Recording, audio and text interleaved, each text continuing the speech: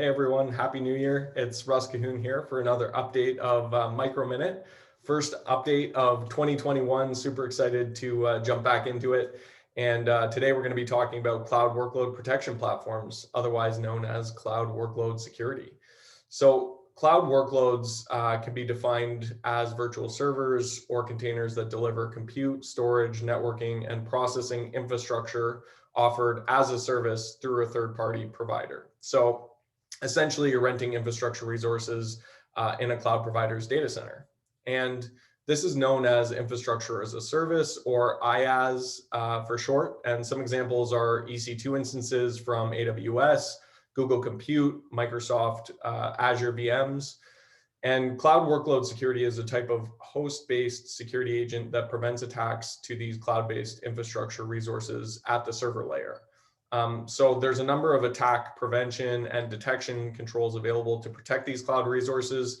And there are some similarities in security controls for cloud workload protection and endpoint protection. There is a bit of overlap, but there's also some key differences, which I'll talk about in a minute. And some vendors use the same agent to protect both physical endpoints as well as cloud-based resources.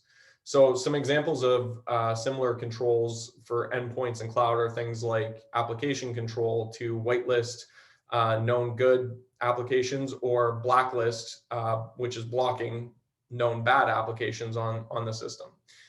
Next-gen antivirus, or EDR, is behavior-focused threat prevention for advanced malware and threat detection. Host-based IPS/IDS is otherwise known as virtual patching, and that blocks exploit attempts that are targeting the system's vulnerabilities. Host-based firewall is there to control communication channels as well as network traffic. So some differences to think about specifically when you're looking to protect the cloud resources are things like integrity monitoring on the system. So monitoring the system for unauthorized or unplanned changes in the critical system areas like the registry or changes to the file structure, that could indicate malicious activity. That's super important, as well as log inspection, which gives you the ability to identify important security logs from the OS or the application that are critical for auditors and actually mandatory for PCI compliance.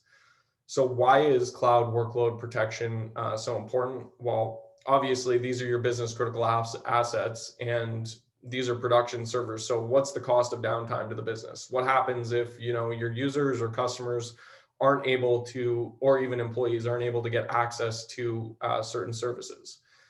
Being able to audit system level activity for internal or external compliance is super important. Another reason is attacks are growing for crypto mining malware, for exploits, and there's more malware than ever before for Linux machines. Visibility, knowing that and tracking cloud assets the same way you'd want to know about and protect your servers in your data center. Also, there's no parameters in the cloud, and workloads are very dynamic. So how do you protect them? Host-based protection is one of the best ways to go about it.